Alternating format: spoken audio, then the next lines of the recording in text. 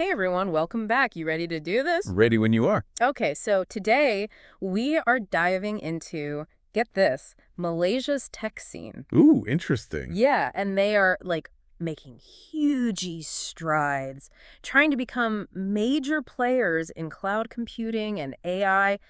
It's pretty wild. We're talking billions of dollars Mm, investment, a national AI strategy. The prime minister himself is super gung-ho about it. that's fascinating.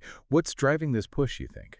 So it seems like Prime Minister Anwar Ibrahim, he really wants to use tech to boost their economy Right. and make the government run smoother. He keeps talking about a national cloud policy. I see. And part of this whole thing is making sure everyone has access to digital tools. Okay, so like a digital inclusion initiative. Exactly, and keeping data safe, that's a big part of it too. Makes sense. Data security is paramount these days, especially with cloud technology. For sure. And you know what's interesting is this isn't just some isolated thing. Globally, everyone is going crazy over AI and cloud stuff. Yeah, because of the gold rush of the 21st century. Right. And what's smart about what Malaysia is doing is they're not just jumping on the bandwagon. They're strategically positioning themselves. I mean, think about it, Southeast Asia.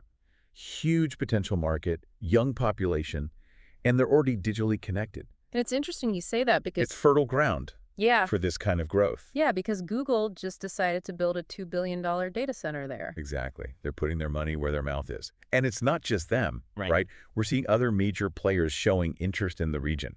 Oh, yeah, for sure. And that $2 billion is on top of another billion they are already spending in Thailand. It's a clear sign that Southeast Asia is becoming a tech battleground, and everyone wants a piece of the pie. Yeah.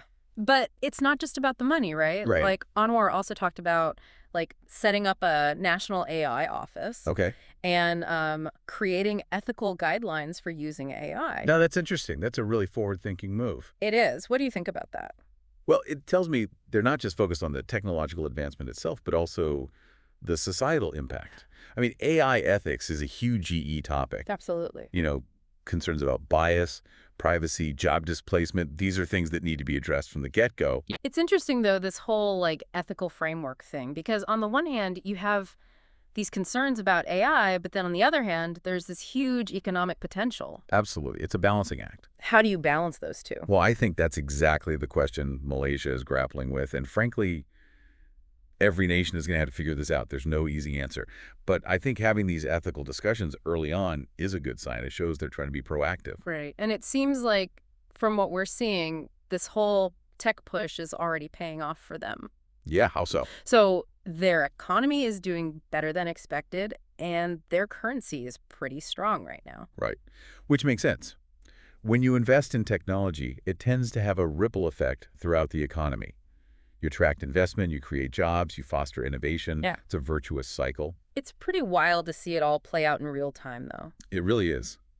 Malaysia's kind of becoming a case study for how to do this. It makes you think, though, what's going to happen next? What other countries might try to follow suit, Are we going to see a whole wave of this? Yeah. Is Southeast Asia going to become, the new Silicon Valley almost? It's entirely possible. And that's what makes this so fascinating to watch. Because it's not just about Malaysia. It's about the future of the global tech landscape. And who knows what innovations might come out of this, what new industries might emerge. Definitely something to keep an eye on. For sure. And that's something for our listeners to ponder. Until next time.